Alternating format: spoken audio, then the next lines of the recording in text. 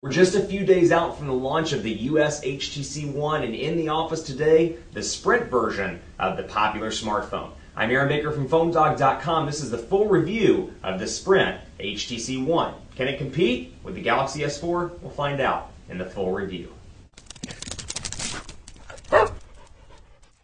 Carrier version numero uno in the PhoneDog offices. This is the Sprint version of the HTC One, packing 4G LTE capabilities, though for some reason, despite Dallas being an LTE market, I am not getting it in my office. Had all kinds of LTE connectivity issues with Sprint right here in my office, but great where I live and great all around the city in my testing with this device. I've had it for a couple of days. It's time to talk about it in the full review. But before we get into that, special thanks to Best Buy Mobile, because first of all, you can get this starting April 19th at AT&T or T-Mobile or at Best Buy Mobile on the 19th for $199 for the 32 gigabyte version.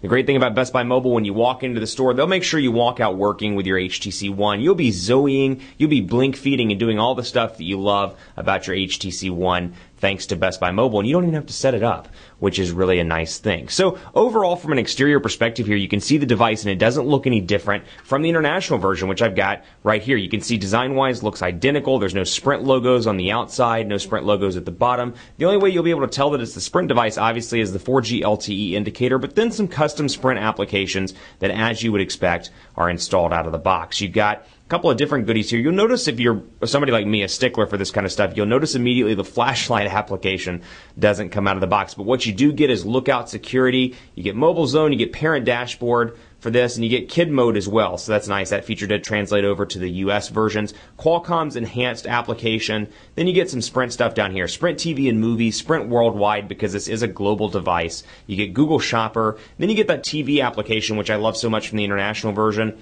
I love it just because you can go and play with it in the office and turn the TV off in the break room and laugh like a 6-year-old and run away. But that's just me. TV application, which we'll talk about in just a minute, and visual voicemail, which is free for the basic service. The additional extended version is $199. So you've got some Sprint applications out of the box, and obviously when you pull down here, for whatever reason, the network ID is showing up as Print instead of Sprint. So I expect that to be fixed before the release of the actual device. But for sake of example here, Print, Sprint, whatever you want to call it, is down there in the bottom. So your network ID is there. And like I said, a 4G LTE device. I am in Dallas. It does usually sit on 4G, but right now, for whatever reason, hanging out on 3G, doesn't want to switch back over to 4G, but I haven't had any issues with that in actual testing. So let's jump right in and take a look at some of the Sprint stuff. For example, Sprint TV and movies, you're used to this, most likely from other Sprint devices, so I can continue to watch free TV and free movies, and there are, of course, paid packages if that's something that you're interested in. You can scroll through here and see things like Parks and Recreation, 30 Rock, and other very popular shows, and you have live TV as well. So I can jump on the news, take a look at ABC Mobile TV, Fox News Happening Now,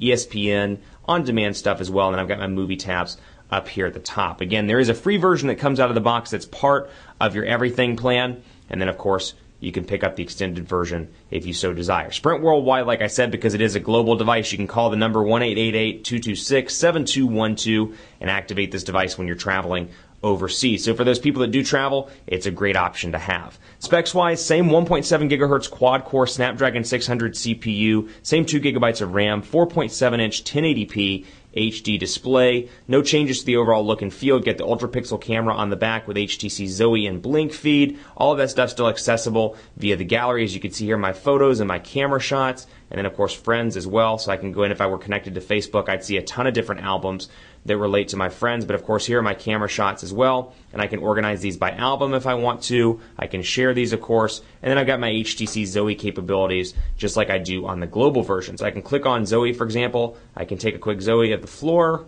As you can see here, when I play it back, it's going to play all the noise. Let's do this.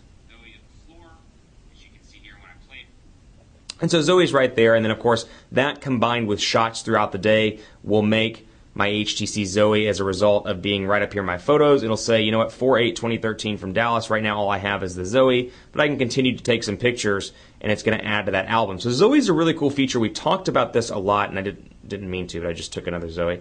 Take some pictures here just to bring the album up to speed and fill it out. Bunch of different pictures there, and what I like about Zoe is if you're in a wedding, you're at, perhaps the park with your child, or perhaps the park with your significant other, you can take a lot of different pictures and really make a Zoe that's something that's awesome and fun to share. So you've got 200 pictures from the day, really a neat feature that I like about the HTC One. You've got your boom sound on the front, stereo speakers on the outside, which is nice, and of course Beats audio integration as a result of the partnership with Beats by Dr. Dre. Also has a 2,300 milliamp hour non-removable battery. As you would expect with 4G LTE in my time, I have noticed the battery life is a little bit less than the international version, though standby time continues to be good. I took both the international and this version over the weekend and played a kind of a series of standby tests and found that this one did drain a little bit faster. So keep that in mind. You're on LTE, your battery's going to drain slightly faster than the international version. So we'll run quadrant standard here so you can take a look at the benchmark. As you would expect, overall call quality continues to be great on this. Love the speakers on the back,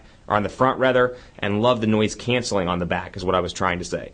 Great phone calls all around. People that I've talked to have been really impressed with the call quality. And like I said, having those speakers on the front make it great for speakerphone. They make it great for watching YouTube videos. Anything that involves sound, it's a fantastic experience. And I find myself, given I'm pretty deaf, I mean, anybody that lives near me or lives close to me will tell you that, or friends will tell you that, but I've been really impressed with the sound, and it's one of the few mobile devices that I have to actually turn it down, quite frankly, because it's so loud. So that's something to keep in mind if you're used to another device and you think, man, this thing's really quiet. This is going to be a great device for sound, and that's something that HTC is really pitching in their messaging with the HTC One. So 11,242 in quadrant standard, so continues along with that great quadrant standard score as a result of that quad-core Snapdragon 600 CPU. So really an impressive device. You got the specs, you got the gorgeous build quality, and Sense 5 is a drastic improvement over previous iterations of Sense. Blink feed is still here. No real changes to this from the international version, as you can see here. You've got your topics and services,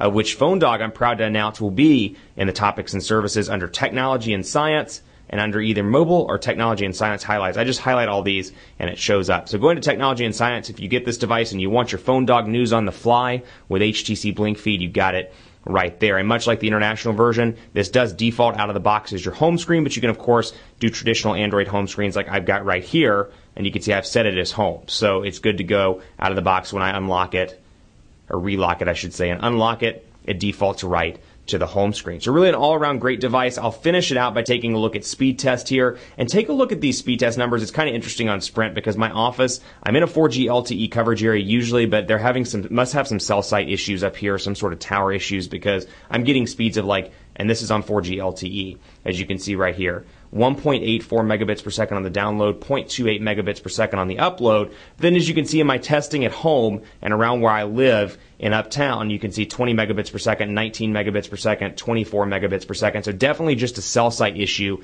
in this particular area of Dallas and North Dallas near Addison. You can see when I do test it throughout the city, impressive numbers all around, 19, 19, 24, 14, 12. So from an LTE perspective, if you're in a Sprint LTE market, it's going to be a great device all around. Keep it locked on PhoneDog.com for continuing coverage of the U.S. versions of the very popular HTC One. I'm on Twitter if you've got questions for me, PhoneDog_Aaron, Facebook, Facebook.com/Hi Aaron Baker. We're inching ever closer to this device releasing on U.S. shores, and I'm really excited because I think it is a great device and one of the best HTC devices we have seen to date. It's entirely new. I think a lot of people are going to like it, and I would love to hear your thoughts on Twitter or on Facebook or Google+, gplus.to/PhoneDog. Thanks for watching. Keep it locked right here for continuing coverage of the HTC One, and as always, we'll see you next time.